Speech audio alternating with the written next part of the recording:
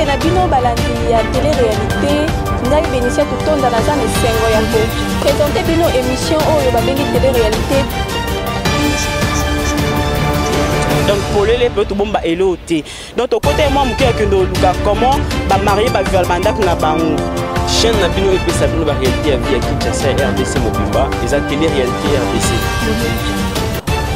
Aux gens à s'abonner pour aux informations aux gens pour la réalité à vite n'est pas jouer n'est pas artiste pas gagner n'est pas bon à bon qu'à na télé mais t'as la télé na bon n'est pas